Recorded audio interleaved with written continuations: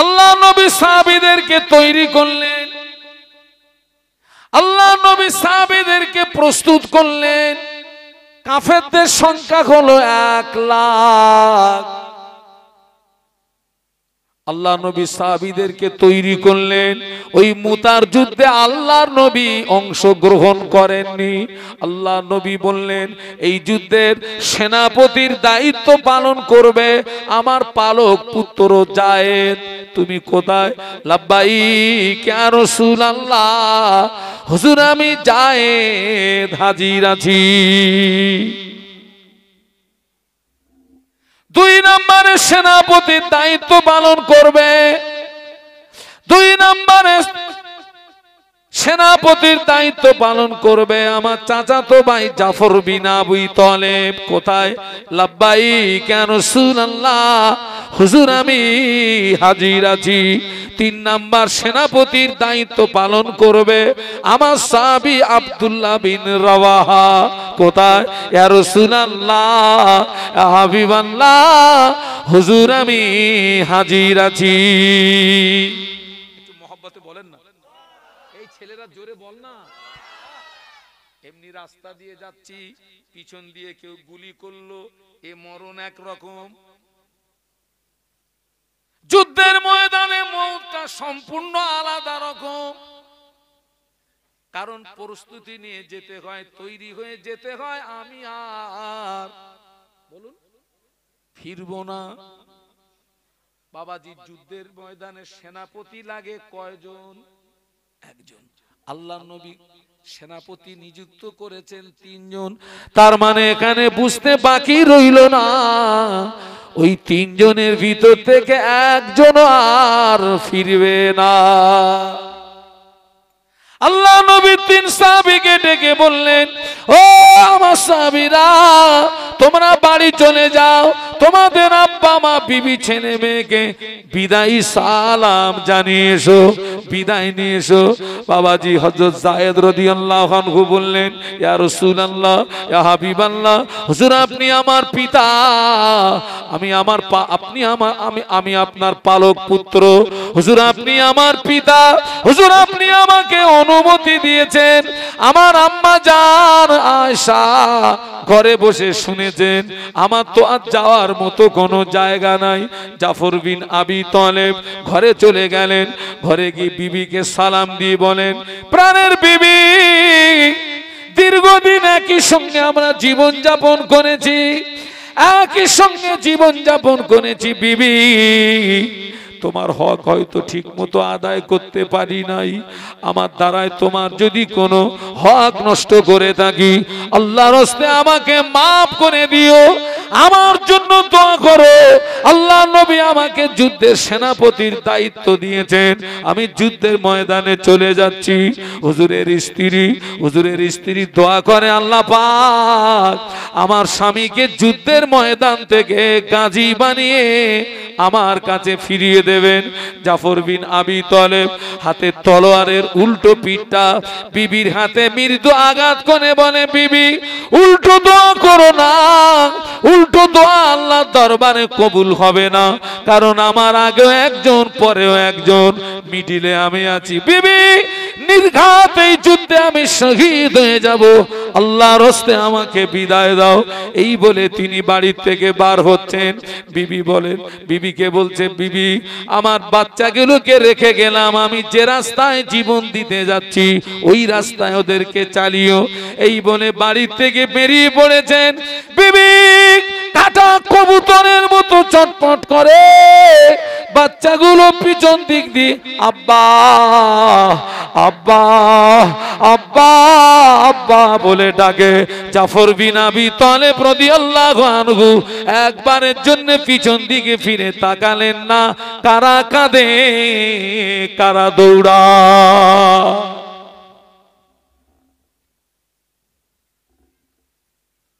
আল্লাহু আকবার। সকলে একটু উঠে দাঁড়ান তো, একটু সব উঠে দাঁড়ান তো, একটু সালাম পড়িয়া নবী।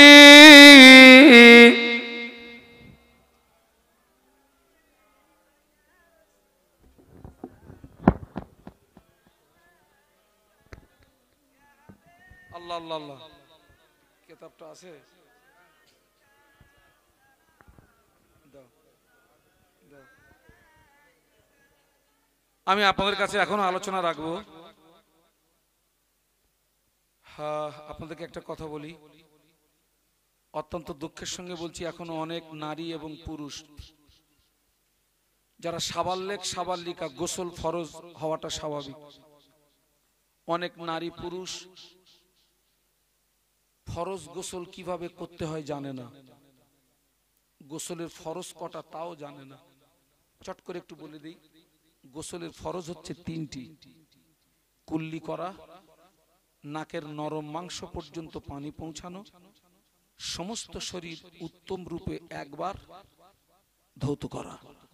এবং ফরজ গোসলে আপনি নিয়ম যদি না মেনটেনেন্স করেন গোসল সহি হবে না।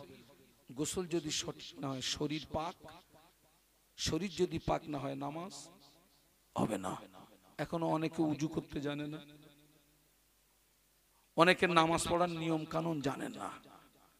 সেজদা চলে গেছে, কিন্তু সেজদা অবস্থায় আপনার 2 পা যদি উঠে যায়, জমিন থেকে যদি উঠে যায়, আপনি যখন সেজদায়, ওই সেজদা বাতিল হয়ে যাবে। কথাটা বুঝতে পারলেন না পারলেন না?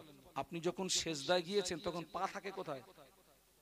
জমিনে থাকে তো, কিন্তু সেজদায় চলে গেছেন, পা দুটো উঁচু হয়ে গেছে, আপনার সেজদা বাতিল হয়ে গেল। অনেকে জানে না, অনেকে নামাজ পড়ে, আমি দেখি পিছনে পিছনে, ও নামাজ হচ্ছে না। আল্লাহ রাসূল বলেছেন, সল্লু কামা রাআইতুমুনি ইসল্লি, নামাজ পড়ো ওইভাবে যেভাবে আমাকে পড়তে দেখো। অনেকের জীবনের অনেক নামাজ কাজা হয়ে গেছে, মন চাচ্ছে একটু কাজা নামাজ আদায় করব, কিন্তু কিভাবে আপনার জীবনের কাজা নামাজ আদায় করবেন আপনি জানেন না। এই যে সামনে রমজান শরীফের মাস আসছে, কোন কোন কারণে রোজা নষ্ট হয়, কোন কোন কারণে রোজা নষ্ট হয় না। ফুরফুরা শরীফের মুজাদ্দিদে জামান দাদা হুজুর পীর কেবলা রহমাতুল্লাহ আলাইহির প্রধানতম খলিফা আল্লামা রুহুল আমিন রহমাতুল্লাহ আলাইহি, যিনি ছিলেন 18,000 হাদিসের হাফেজ। একটু বলুন বলুন কত হাজার? হুজুর বলে গেলেন, আমার কেতাব যার ঘরে থাকবে আমি রুহুল আমিন তার ঘরে রয়ে গেলাম। জি, আমি যে মাহফিলে যাই আমার সঙ্গে হুজুর আল্লামার কেতাব থাকে। উদ্দেশ্য, তার কেতাব যদি বিক্রি করি তার রুহানি দোয়াটা পাওয়া যাবে। আল্লাহ যে সম্মান দিয়েছে, ইজ্জত দিয়েছে, আল্লামা হুজুরের রুহানি দোয়া, 5 হুজুরের রুহানি দোয়া, আমার দাদু হুজুরের রুহানি দোয়া। জি, তো আমি যে মাহফিলে যাই আমি হুজুরের কেতাব নিয়ে আসি, যার প্রিন্ট আপনার 70 টাকা, আমি ওটা 50 টাকা করে বিক্রি করি। আমার সাথী ভাইরা যাবে, যদি মন চায় হুজুরের কেতাব একটা নেবেন, একটু পড়বেন, ছেলেকে দেবেন, মেয়েকে দেবেন, স্ত্রীকে দেবেন, আল্লাহ কবুল করেন। জবান খুলে সালাম পড়ুন, ইয়া নবী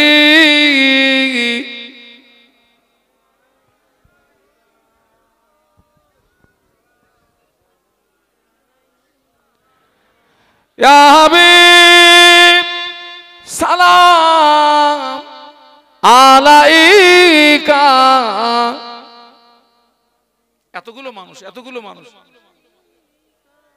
তোমারি ওসিক লানিয়া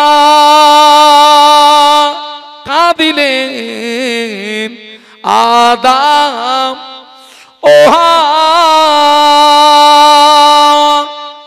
হইল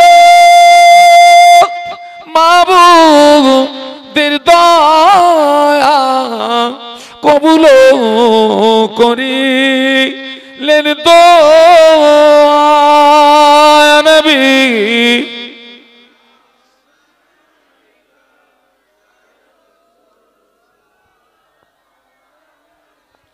ইয়া হাবিব সালাম আলাইকা।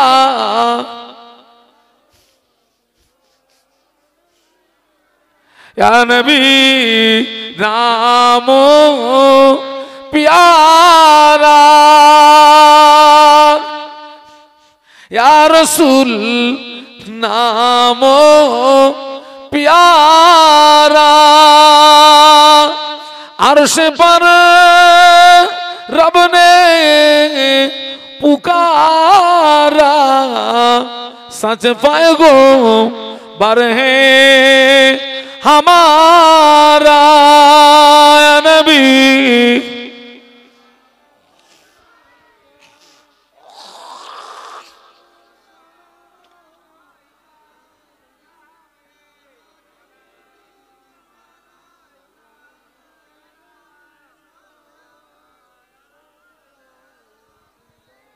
উড়িল আল্লাহর ও বাণী, পোহালো দুঃখ রজনী, হইল জগৎ নুরানি, আমেনার নয়নের মনি। নবী সালাম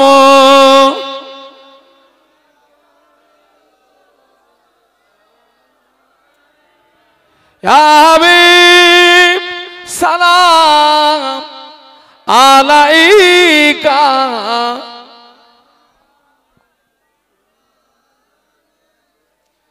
বালাগাল উলা বিকামালিহি কশফত দুজা বিজামালিহি, হাসনাত জামিউ খিসালিহি, সাল্লু আলাইহি ওয়া আলিহি। আল্লাহুম্মা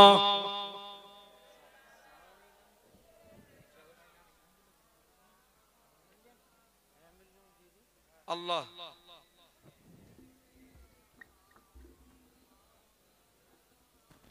এতগুলো মানুষ জোরে জোরে পড়েন আল্লাহুম্মা সাল্লি আলা।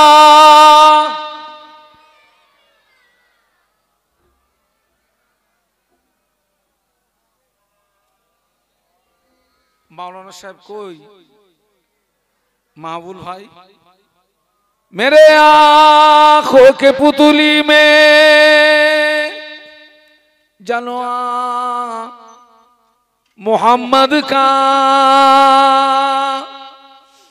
मेरे दिल के आईने में नक्शा है मोहम्मद का। कोई जन्नत में जाएगा, कोई दोज़ख में पहुंचेगा। मदीने की तरफ दौड़ा दीवाना मोहम्मद का। अल्लाहुम्मा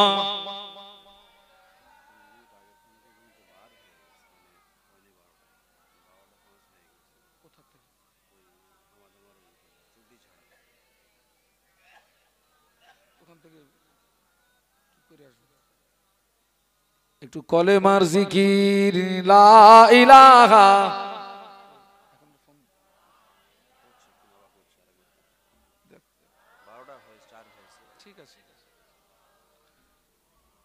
মুহাম্মাদুর রাসূলুল্লাহ।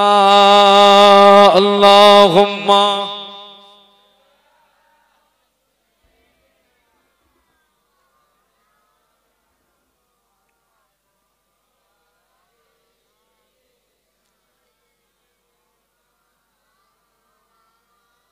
हुब्बे अहमद अजल ही सीने में गए,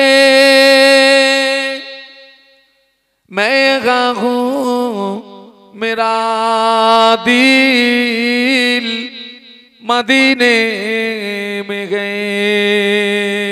फूल तो फूल कांटों में क्या हुस्न गए, लुत्फ़े जन्नत से बढ़कर मदीने में गए। अल्लाहुम्मा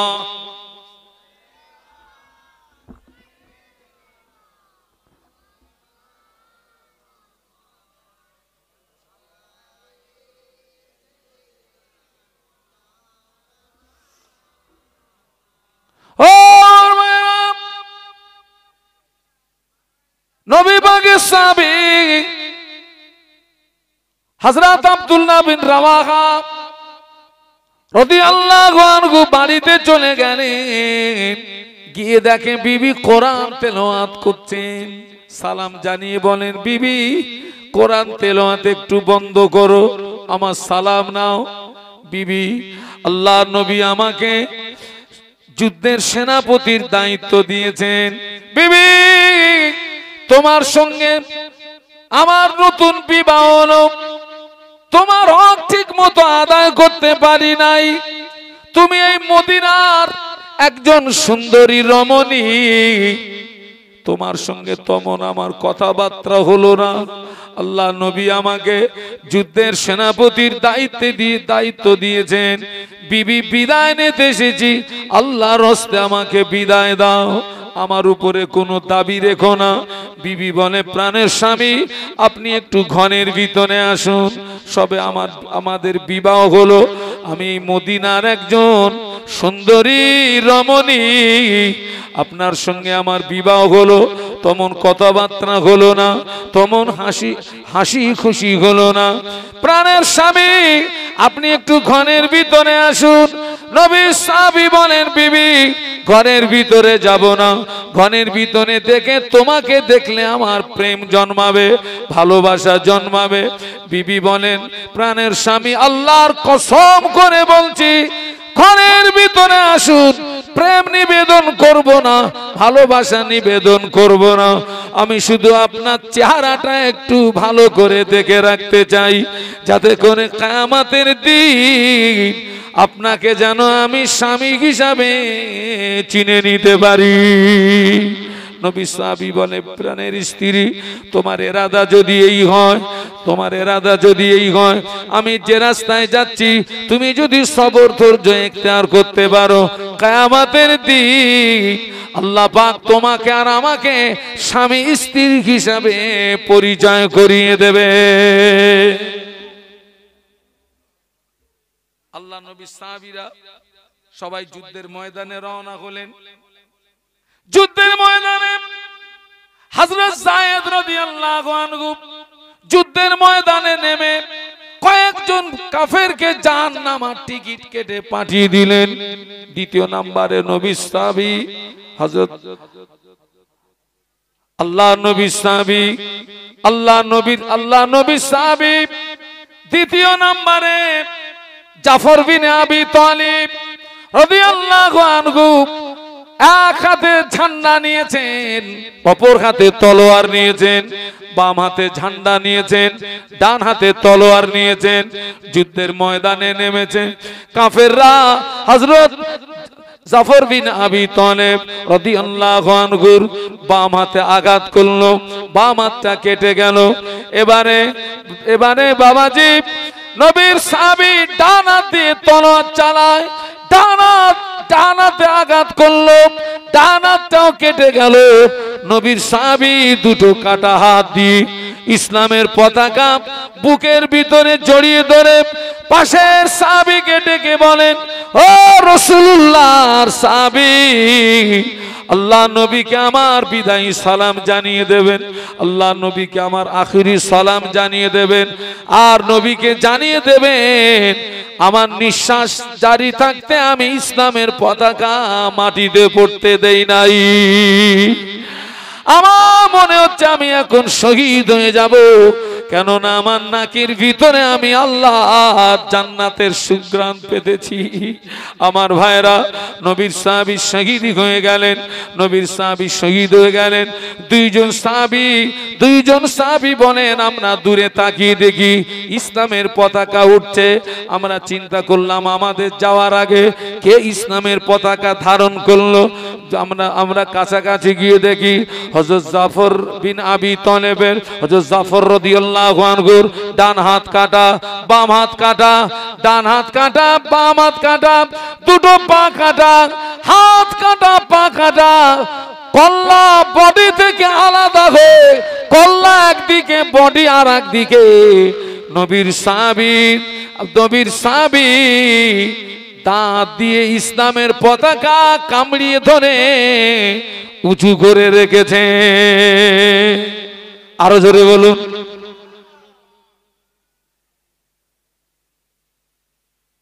এই দিনকে হেফাজত করতে গিয়ে, দিনকে বাঁচাতে গিয়ে, আর আজকের এক শ্রেণীর মানুষ আমাদের দ্বারাতে দিনের ক্ষতি সাধন হচ্ছে। আজকের ওয়াজ মাহফিল গুলো দেখেন, ওয়াজ মাহফিল গুলো দেখেন, এখন অধিকাংশ মাহফিলে দেখছি আপনার শ্রোতা হচ্ছে তিন প্রকার। এক শ্রেণীর শ্রোতা হচ্ছে একেবারে মাহফিলের শুরু থেকে তানারা থাকেন, আর এক দল শ্রোতা হচ্ছেন একটু লেটে আসেন। আলহামদুলিল্লাহ, প্রথম শ্রেণী এবং দ্বিতীয় শ্রেণী ঠিক আছে, অসুবিধা নেই। তৃতীয় শ্রেণী একটা আছে, এরা আসে যখন শেষ সালাম হয়। বাবা শেষ সালাম মানে কখন? যখন আখিরি মোনাজাত হবে তার আগে যে ইয়ানবী, যেই ইয়ানবী শুরু হবে, আল্লাহর বান্দারা পিঁপড়ের মতন শালি দেয়। এদের কিন্তু নিয়ত খারাপ, এদের উদ্দেশ্য ওয়াজ শোনা না, ওদের উদ্দেশ্য কি বলুন তো? তাবাররুক খাওয়া। আপনার এই মাহফিলটাকে কায়েম রাখবেন। এই যে কুচিয়া মোড়া না কি বলে, মাহফিলটাকে কায়েম রাখবেন। বাৎসরিক ইসালের সব আজকের যে মাহফিলটা হচ্ছে, এই গ্রামের যত কবরবাসী তাদের আত্মাটা বড় শান্তি পাচ্ছে। আল্লাহ পাকের যদি দয়া হয়, এই মাহফিলের ওসিলায় আমার আল্লাহ কবরবাসীদের আযাবে কবরকে আল্লাহ মাফ করে দেবে। তবে এই মাহফিল থেকে আমাদেরকে শিক্ষা নিতে হবে, এখান থেকে আমাদেরকে শিক্ষা নিতে হবে। মায়েরা যারা এসছেন, মায়েদেরকে বলবো, মায়েরা আপনারা একটু পরিবর্তন হন, আপনারা একটু ভালো হন। আর যুবকদেরকে বলবো, আমাদেরকে ভালো হতে হবে, আমাদেরকে পরিবর্তন হতে হবে, নামাজি হতে হবে, আল্লাহওয়ালা হতে হবে, জাকেরিন হতে হবে। কারণ জেনে রাখবেন, দুনিয়া হচ্ছে ক্ষণস্থায়ী, আখিরাত বলুন চিরস্থায়ী।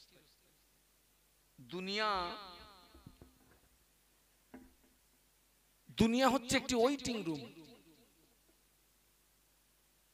আমরা এখানে কিছুক্ষণের জন্য ইন্তজার করছি।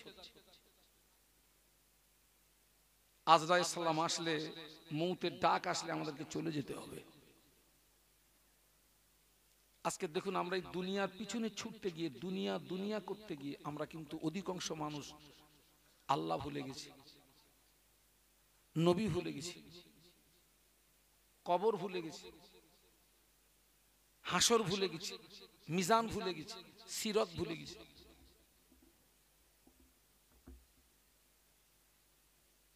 আল্লাহ ভোলা হয়ে গেছে, নবী ভোলা হয়ে গেছে, কবর ভুলে গিয়েছে, হাসর ভুলে, মিজান ভুলে গিয়েছে, সিরাত ভুলে গিয়েছে।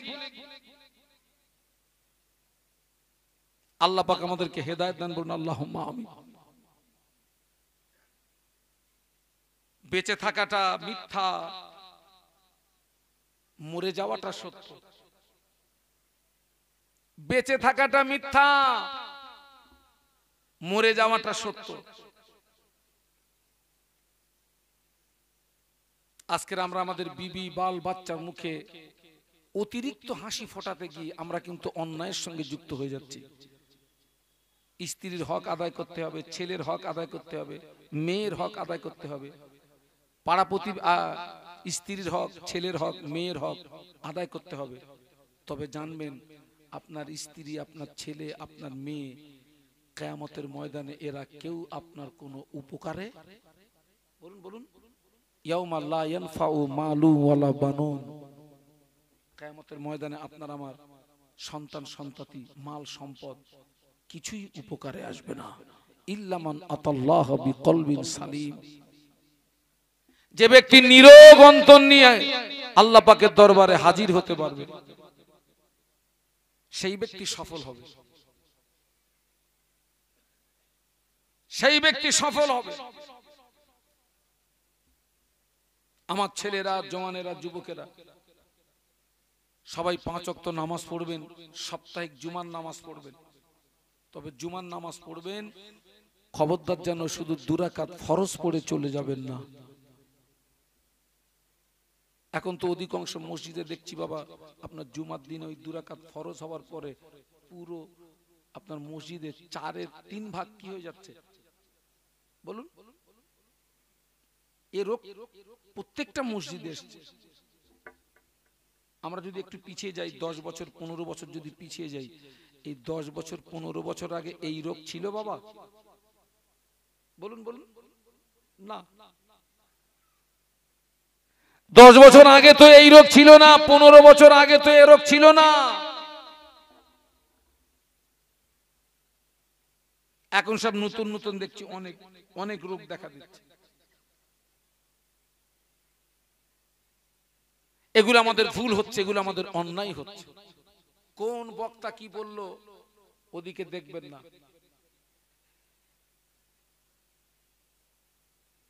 বক্তা অনেক আছে, সেই বক্তা বড় না আমার মুজাদ্দেদে জামান বড়? বলুন বলুন। সেই আলেম বড় না মুজাদ্দেদে জামান আলেম বড়? মুজাদ্দেদে জামান আগে পীর নন, মুজাদ্দেদে জামান হচ্ছেন আগে আলেম। আলেম না হলে পীর হওয়া বলে না, কথা বলে না। আলেম না হলে পীর হওয়া যায় না।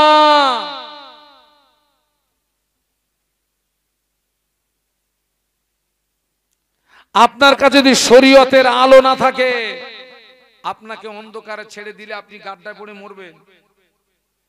আর আপনাকে যদি কেউ অনুসরণ করে, ও মরবে, আপনিও মরবেন, ও মরবে। আর আপনার হাতে যদি একটা টর্চ দিয়ে আপনাকে যদি রাস্তায় অন্ধকারে ছেড়ে দেওয়া হয়, আপনার গাড্ডায় পড়ার ভয় থাকবে না। আপনাকে যারা অনুসরণ করবে তাদেরও গাড্ডায় পড়ার ভয়। আমার মুজাদ্দেদে জামান 2 রাকাত পড়ে, জুমার দিনে 2 রাকাত ফরজ নামাজ পড়ে চলে গিয়ে তিনি মুজাদ্দেদ আল্লাহর ওলি হয়েছেন, না জুমার দিনে টোটাল নামাজ পড়েই তিনি মুজাদ্দেদ আল্লাহর ওলি হয়েছেন? কোনটা বলুন বলুন? ওই অসুস্থতার পিরিয়ডে এমনও দিন চলে গেছে আল্লাহর নবী টোটালে আসেননি।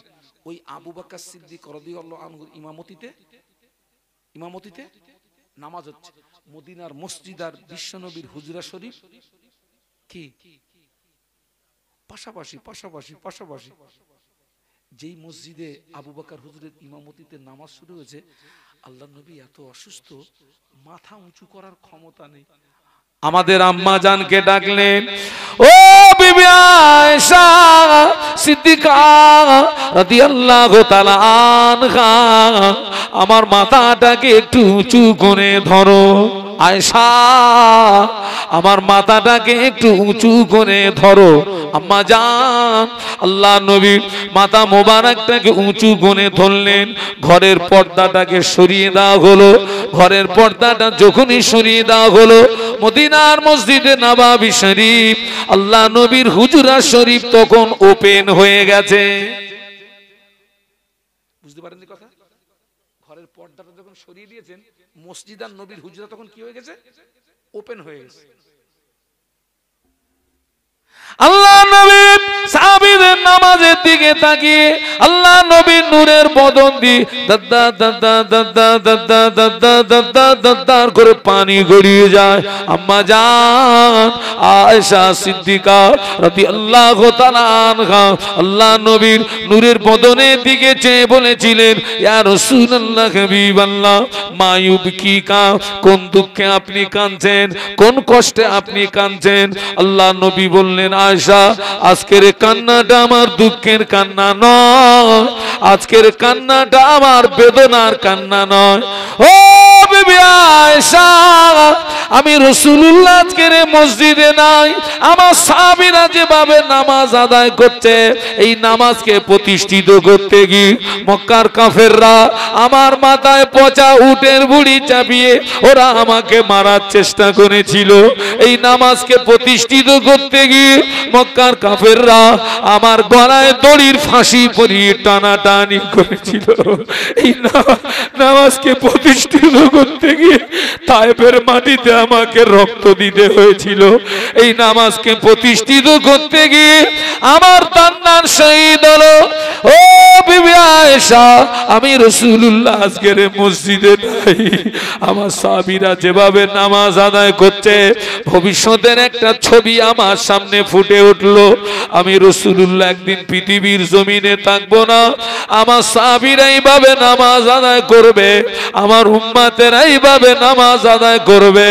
ওই আনন্দে আমার চোখের পানি গড়িয়ে যায়। ও বিবি আয়েশা সিদ্দিকা রাদিয়াল্লাহু তাআলা আনহা, আজকের কান্নাটা আমার দুঃখের কান্না নয়, আজকের কান্নাটা আমার বেদনার কান্না নয়, আজকের কান্নাটা হলো আমার আনন্দেরই কান্না।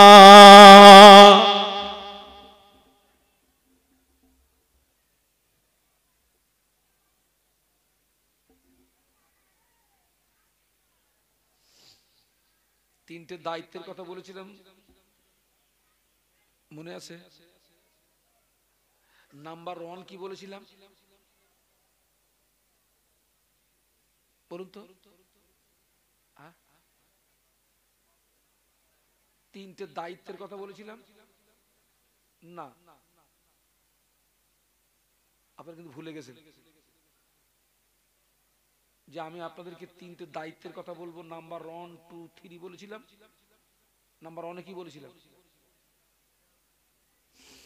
বলেছিলাম এই নিয়াতে বসুন যে আজকের এখানে যে সমস্ত ওলামারা আসবেন, শরীয়তের মাপকাঠিতে যে আলোচনাগুলো রেখে যাবেন, আল্লাহর রাস্তে ওই আলোচনা মেনে নেব। ওর যদি মানেন তো আপনার জীবনে উপকার আসবে, যদি না মানেন মরণ পর্যন্ত অশোনো না। একেবারে কিচ্ছু পাবেন না বলবো না, তাবাররুকটা পাবেন। তাবাররুক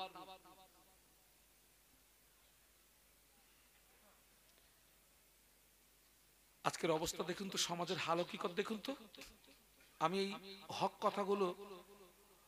কথাগুলো বলি বলে এক শ্রেণীর মানুষ আমাকে ভালো নজরে দেখে না।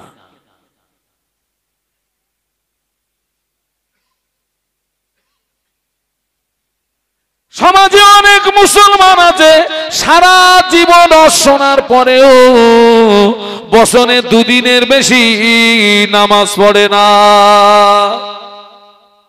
আছে না নেই? কোন নামাজ? জুমার নামাজ পড়ে না, 5 ওয়াক্ত নামাজ পড়ে না। মুসলমানের ছেলে দাঁড়িয়ে দাঁড়িয়ে দাঁড়িয়ে দাঁড়িয়ে পেশাব করে পানি নেয় না। মেয়েদের ঈদের নামাজ নাই, মেয়েদের জুমার নামাজ নাই, মেয়েদের ঈদের নামাজ নাই, মেয়েদের জুমার নামাজ নাই। সমাজের অনেক নারী সারা বছরে আল্লাহর জমিনে একটা সেজদা দেয় না। অনেক মহিলারা পেশাব করে পানি নেয় না। ওরা যদি বিনা তওবায় মারা যায়, কিয়ামত পর্যন্ত তোদের কবরের আগুন বন্ধ হবে না। গ্যারান্টি দিয়ে গেলাম। আজও মুসলমানের ছেলে দাঁড়িয়ে পেশাব করে না? হ্যাঁ, আল্লাহ রে, এখান থেকে বেশ কিছুদিন আগে আমার একটা মাহফিল ছিল মালদা জেলার পাহাড়পুর। কোথায় বললাম? মালদা জেলা পাহাড়পুর। ওটা ছিল 11ই মাঘ। আজকে হচ্ছে আপনার 23শে মাঘ। 11ই মাঘ। এ আমার ডান পাশে যে বসে আছে এ হচ্ছে আমার পার্মানেন্ট ড্রাইভার, আর বাম পাশে যিনি আছেন ইনি হচ্ছেন আমার খাদেম, এই কম বেশি 16-17 বছর আছে আমার সঙ্গে। এখন আমি যেদিন ওই মালদাতে গেছিলাম, ড্রাইভার সেদিন ছুটি করলো।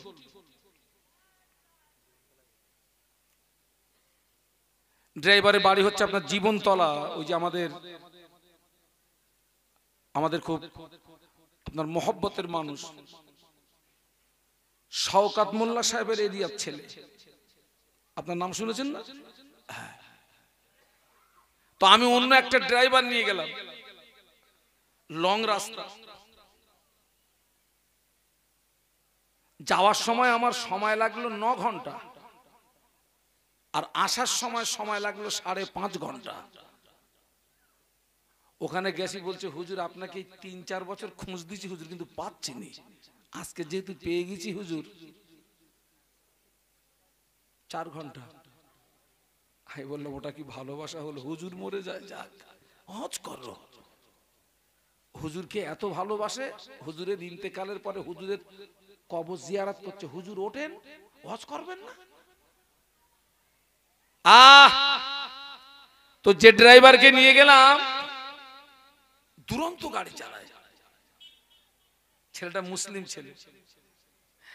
স্টেজ থেকে নেমে আমি গাড়িতে উঠি, আমার স্বভাব হলো আমি স্টেজ থেকে নামবো সোজা গাড়ি, কারণ আমি 15-16 বছর কোনো দাওয়াত বাড়ি আর খাই না।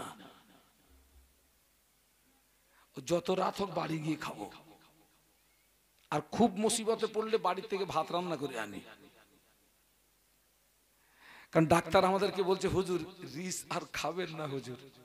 আর এখন যে বাড়িতে মাহফিল হবে, যেখানে আলেমদের খাওয়া দাওয়া হবে, যে মহিলারা রান্না করবে, ওদের মধ্যে প্রতিযোগিতায় হুজুররা খাবে মানে কায়দা করে রাঁধো, আর ওই কায়দা খেয়েই হুজুর শেষ। ওই জন্য 15-16 বছর দাওয়াত বাড়ি খাওয়া বন্ধ করে দিয়েছি। আমি স্টেজ থেকে নেমেই বললাম চালাও গাড়ি। মেন রোডে এসে আমার ইস্তেঞ্জা লাগলো, আমি ইস্তেঞ্জার জন্য নেমেছি, এও নেমেছি ইস্তেঞ্জা করবে। আমরা দুজন ইস্তেঞ্জা করছি, আমার সে ড্রাইভার দেখি ও নেমে ও ইস্তেঞ্জা করছে, তো দাঁড়িয়ে দাঁড়িয়ে, তুই পড়লি তো আমার পাল্লায় পড়লি। আরে আসলে ও যে দাঁড়িয়ে পেশাব করছে তার কারণটা আমি পরে জানতে পারলাম। বলল হুজুর আমি কিন্তু পেশাব কিন্তু বসেই করি হুজুর, কিন্তু এই যে প্যান্ট পরেছি হুজুর, এই প্যান্টটা যখন পরি তখন আর বসে হয় না, দাঁড়িয়েই করতে হয়। আচ্ছা ও প্যান্ট তুই কেন পরলি? তুই যে প্যান্ট পরে ঘোড়ার কচু বসা যায় না?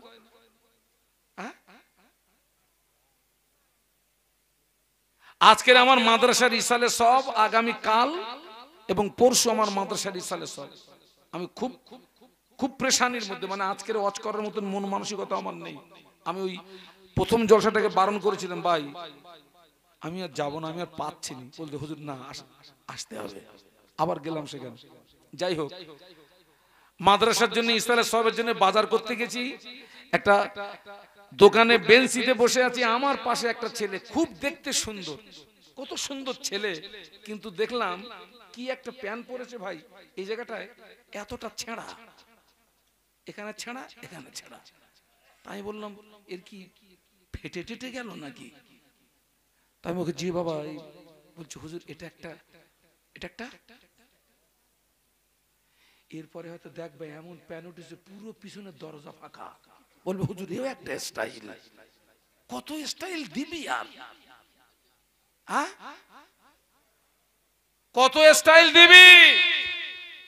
মুসলমানের ছেলে, এই 26-27 বছর ওয়াজ করছি আমি, এখনো দাঁড়িয়ে পেশাব করা বন্ধ করতে পারলাম না। কি ঘোড়ার কচু করেছি একদিন।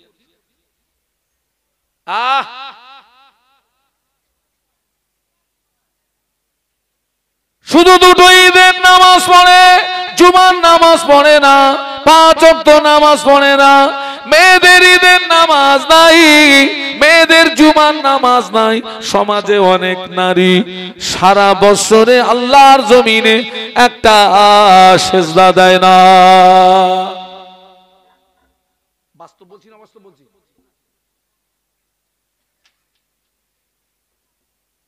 আল্লাহ আমাদেরকে হেদায়েত করেন, বলুন আমিন, বলুন আমিন, বলুন আল্লাহুম্মা আমিন। অবস্থা দেখেন। ফিরে আসুন বদরের ময়দানে, আছে তো, মনে আছে তো? আল্লাহ পাক জিবরাইলকে দিয়ে কি বললেন? আমার হাবিবকে গিয়ে বলো আমি আল্লাহ আমার হাবিবকে একা ময়দানে ছেড়ে দিইনি, আমি আল্লাহ আমার হাবিবের সঙ্গেই আছি। এবং আমার হাবিবকে গিয়ে বলো আজ বদরের ময়দানে জয়ের ঝান্ডাটা আমার হাবিবের হাতেই তুলে দিয়েছি। আল্লাহ নবী সেজদা থেকে মাথা তুললেন, কিন্তু মেজাজটা খুব জালালি মেজাজ। আল্লাহ নবী সেজদাতে এত পরিমাণে কেঁদেছেন, চোখের পানিতে জমিনের বালু ভিজে গিয়ে পুরো চেহারায় ওই বালুটা জমাট, আপনার কি বলে ওকে, জমাট বেঁধে গেছে চেহারায়, চোখের পানিতে। ও আল্লাহ নবী সিজদা থেকে মাথা তুলে তাঁবুর ভিতর থেকে বেরিয়ে আসলেন। আল্লাহ নবী তাঁবুর ভিতর থেকে বেরিয়ে এসে এক মুষ্ঠ মাটি নিলেন, এক মুষ্ঠ বালু নিলেন, এক মুষ্ঠ বালু নিয়ে আল্লাহ নবী একটা দোয়া পড়ে 1000 কাফেরের দিকে নিক্ষেপ করেছিলেন। আল্লাহ পাক বদরের ময়দানে মুসলমানদের প্রথম সাহায্য করলেন। বিশ্ব নবী যে এক মুষ্ঠ বালু কাফেরদের দিকে নিক্ষেপ করেছিলেন, আল্লাহর নবীর ওই নিক্ষেপ করা বালুগুলো আল্লাহ পাক 1000 কাফেরের চোখে এবং কানের ভিতরে পৌঁছে দিয়েছিলেন। জোরে বলেন না। একবার মেরেছেন ওই বালু 1000 কাফেরের চোখের ভিতরে এবং কানের ভিতরে। বদরের ময়দানে 1 নম্বর সাহায্য। বিশ্বাস করুন আজও যদি বদরের মুসলমানের মতো আমাদের ঈমান থাকে, আজও আল্লাহর পক্ষ থেকে বিপদে মুসিবতে সাহায্য পাওয়া যাবে। আল্লাহর কোরআন সত্য, ওয়াকানা হাক্কান আলাইনা নাসরুল মুমিনিন। সুবহানাল্লাহ বলুন। আল্লাহ বলেছেন মুমিনদের সাহায্য করা আমার জন্য ওয়াজিব, ওয়াজিব, ওয়াজিব। সুবহানাল্লাহ বলতে পারলেন না? ও আমার ভাইরা, তবে বদরের মুসলমানের মতো সেই ঈমানটা আনতে হবে। আল্লাহ নবী বলেছিলেন ও আমার সাহাবীরা, আখিরি জামানা আমার একদল উম্মতি সকালবেলা ঈমান আনবে, সন্ধ্যাবেলা কাফের হয়ে যাবে, সন্ধ্যাবেলা ঈমান আনবে, সকালবেলা কাফের হয়ে যাবে। আল্লাহ নবী বলেছিলেন ও আমার সাহাবীরা, আখিরি জামানা হাতের তালুতে আগুন রাখা যত না কষ্ট হবে, তার চেয়ে আরো বেশি কষ্ট হবে ঈমান নিয়ে বেঁচে থাকা। এখন ঈমান নিয়ে বাঁচা সহজ না কঠিন?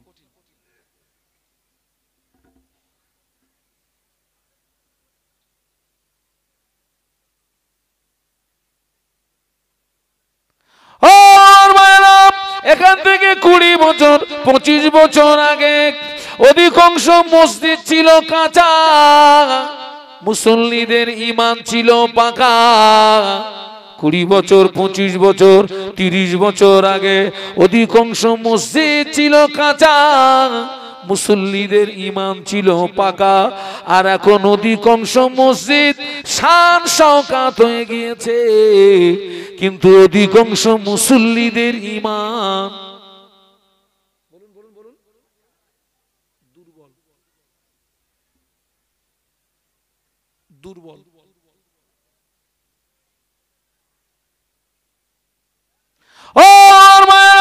ফুরফুরা শরীফে মুজাদ্দিদুজ্জামান যে মসজিদে আল্লাহকে ডেকে ডেকে ডেকে ডেকে ডেকে ডেকে আল্লাহর ওলি হয়েছিলেন, ওই মসজিদটা পাকা না কাঁচা? কাঁচা মসজিদে আল্লাহ হাসিল করে ফেললেন।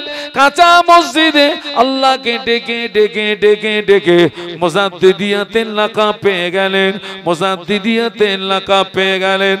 আর আমরা মসজিদে এসি লাগিয়ে আল্লাহ পাওয়া যায় না। এখন অধিকাংশ মসজিদ কি হয়ে গেছে বাবা?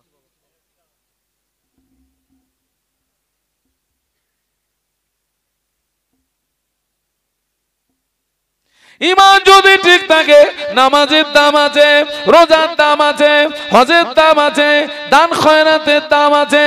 ইমান যদি ঠিক থাকে, তাসবিহ তেলাওয়াতের দাম আছে, জিকির আজকার মোরাকেদা মোশাকেদার দাম আছে। ইমান যদি ঠিক না থাকে বেটা, তোর আমলের মূল্য নাই, 4 পয়সার কোনো দাম নাই।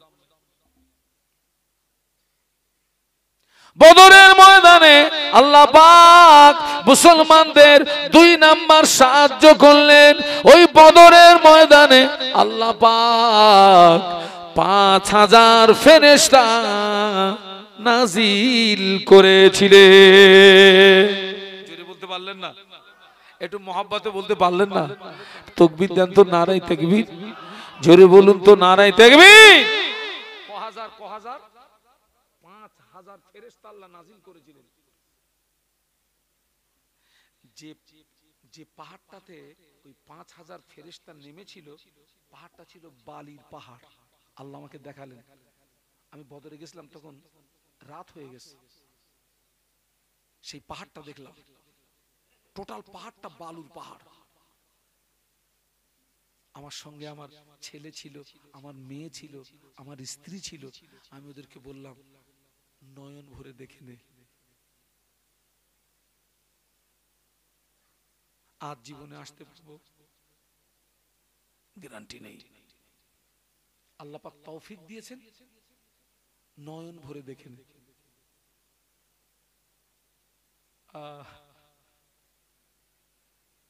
2 নাম্বার সাহায্য কি বলেছি? 5000 ফেরেশতা। 3 নাম্বার সাহায্য, আল্লাহ নবী যেদিকে সাহাবীদের নিয়ে দাঁড়িয়েছেন, ওই দিকটা হলো বালু মাটি। আবু জাহাল সৈন্যদেরকে নিয়ে যে দিকটা দাঁড়িয়েছেন, ওই দিকটা ছিল এঁটেল মাটি। ওই দিকটা কি মাটি? আমাদেরটা। আচ্ছা বলুন তো, যুদ্ধ করতে সুবিধা হবে কাদের?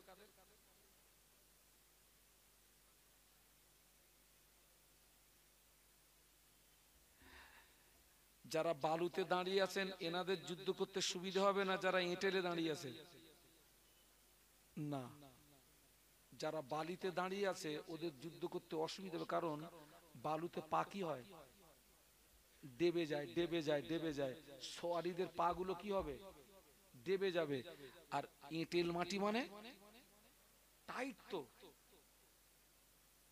ওদের তো সুবিধা হবে। ও আমার মায়েরা, 17ই রমজান আল্লাহ পাক, 17ই রমজান আল্লাহ পাক বদরের ময়দানে আসমান থেকে রহমতের পানি বর্ষণ করে 17ই রমজান আল্লাহ পাক বদরের ময়দানে আসমান থেকে রহমতের পানি দিয়ে আমার আল্লাহ বিশ্ব নবীর পায়ের নিচের মাটি মজবুত করে দিয়েছিলেন। জোরে বলো না বাবা, একটু মহব্বতে বলেন না। বালু মাটিতে পানি পড়লে কি হয়? এসব ঘর করেছেন, মসজিদ করেছেন, ঘর হচ্ছে, এখন তো মাটি পাওয়া যাচ্ছে না। ভিতে কি দেয়? ভিতে ভিতে বালু দিয়ে পানি দিলে কি হয়? জমাট হয়ে যায়। আল্লাহ পাক 17ই রমজান আসমান থেকে রহমতের পানি দিয়ে নবীর পায়ের নিচের মাটিটাকে মজবুত করে দিলেন। আর এঁটেল মাটিতে পানি পড়লে কি হয়? স্লিপ হয়ে যায়। এটা সুবহানাল্লাহ বলবেন না? দেখুন আপনার দিনকে হেফাজত করতে গিয়ে সাহাবীরা কি করছে, দেখুন দিনকে হেফাজত করতে গিয়ে। ও আমার মায়েরা, ওই বদরের ময়দানে দুই তরুণ মাজ এবং মুআওয়াজ, দুই তরুণ আল্লাহ নবীর সামনে দাঁড়িয়ে গেলেন।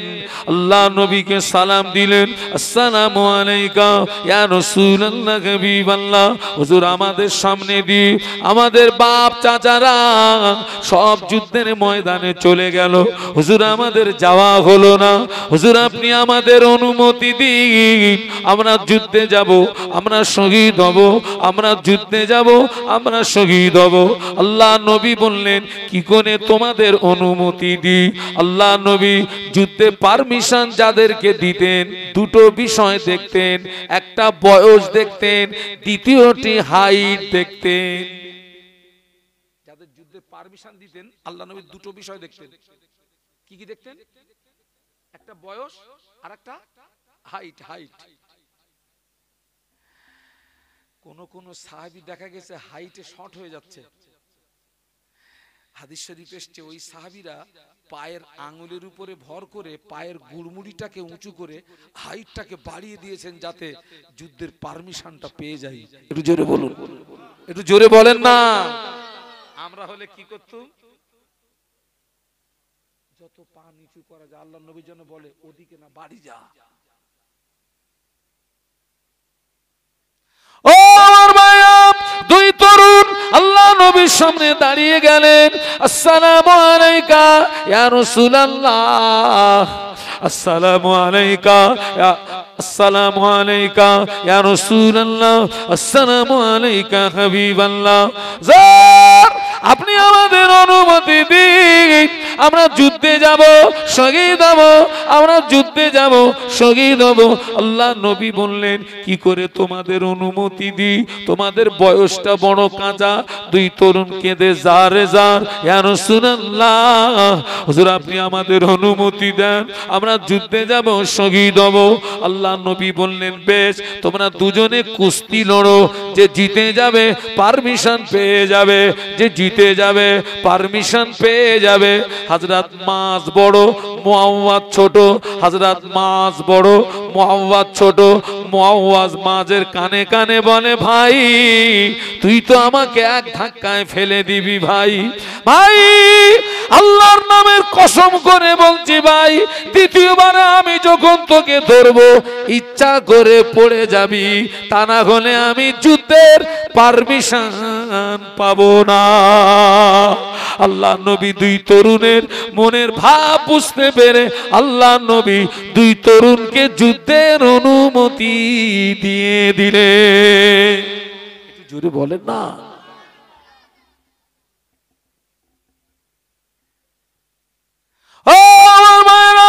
মাজ এবং মুআওয়াজ রাদিয়াল্লাহু তাআলা আনহুমা যুদ্ধের ময়দানে গিয়ে হাজির।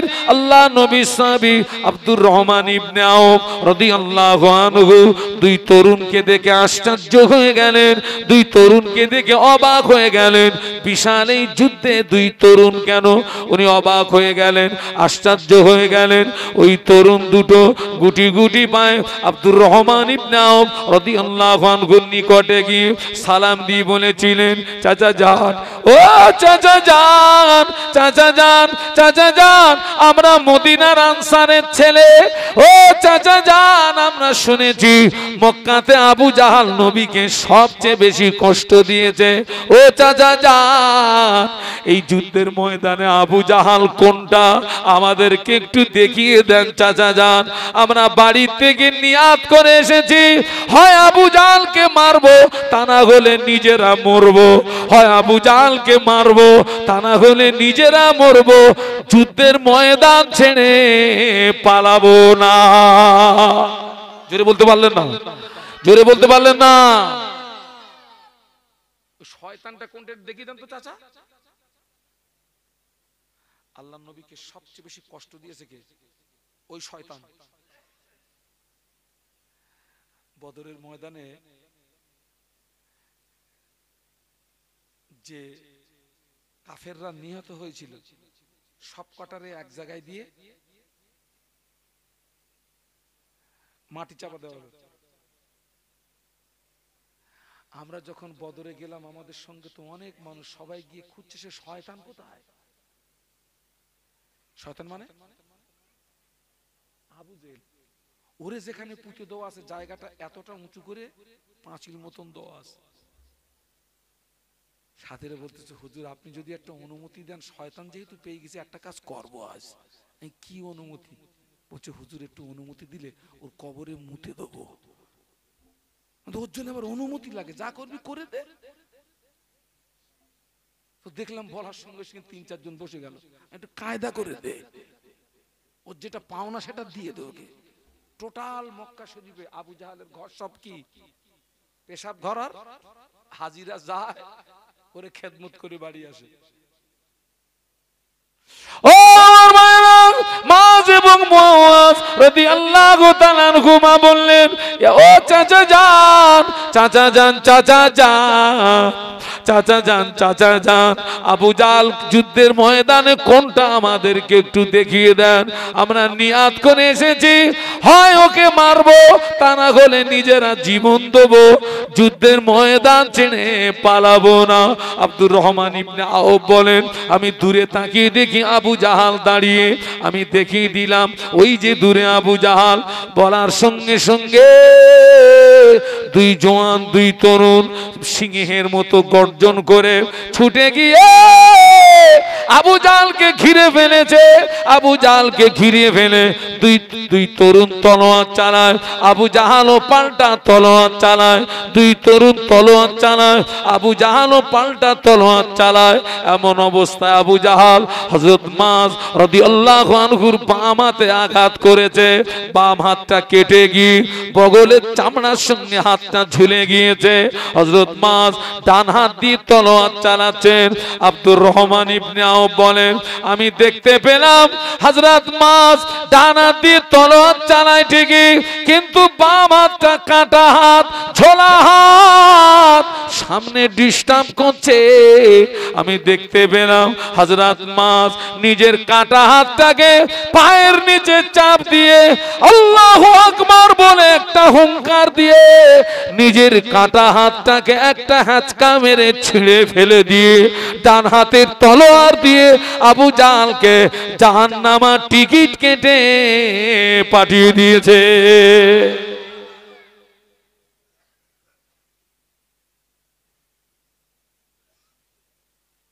বদরের ময়দান, দিনের হেফাজত। তারপরে কাফেররা ওখানে দুই তরুণকে শহীদ করে দিল। বলুন ইন্না লিল্লাহি ওয়া ইন্না ইলাইহি রাজিউন। আমার দিকে তাকান, আমার দিকে তাকান। আল্লাহ বদরের যুদ্ধে ফেরেশতা নাজিল করেছেন কতটা? 5000। জীবন না দিতেন, শহীদ না হতেন, ইসলাম ও পর্যন্তই বলুন বলুন কবর কবর কবর, আর এ পর্যন্ত আসতো না। আপনি জানেন মদিনা শরীফের কবরস্থানের নাম হলো জান্নাতুল বাকি, যেখানে 10,000 সাহাবীর মাজার। সুবহানাল্লাহ বলতে পারলেন না? ক হাজার? 10,000 সাহাবীর মাজার। আল্লাহ পাকের হাজী বান্দারা জিয়ারত করে এসেছেন সাহাবীদের মাজার। মক্কা শরীফের কবরস্থান জান্নাতুল মুআল্লা। জান্নাতুল মুআল্লাতে আছেন আমাদের বড় আম্মা জান হযরত খাদিজাতুল কুবরা রাদিয়াল্লাহু আনহা।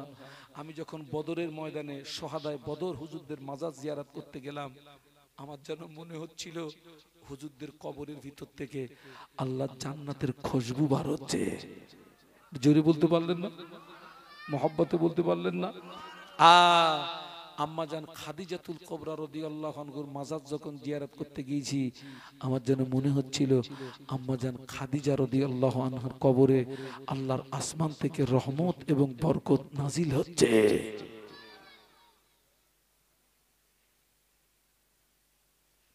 আমার ছেলেরা, জওয়ান যুবকেরা, মায়েরা, বোনেরা,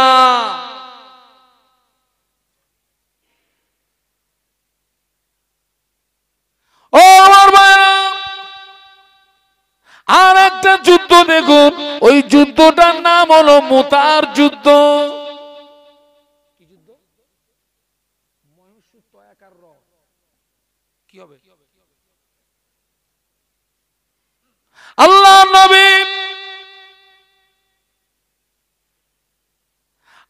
নবী সাহাবীদেরকে তৈরি করলেন, আল্লাহ নবী সাহাবীদেরকে প্রস্তুত করলেন। কাফেরদের সংখ্যা হলো 1,00,000। আল্লাহ নবী সাহাবীদেরকে তৈরি করলেন। ওই মুতার যুদ্ধে আল্লাহর নবী অংশগ্রহণ করেননি। আল্লাহ নবী বললেন, এই যুদ্ধের সেনাপতির দায়িত্ব পালন করবে আমার পালক পুত্র যায়েদ। তুমি কোথায়? লাব্বাইক ইয়া রাসূলুল্লাহ, হুজুর আমি যায়েদ হাজির আছি।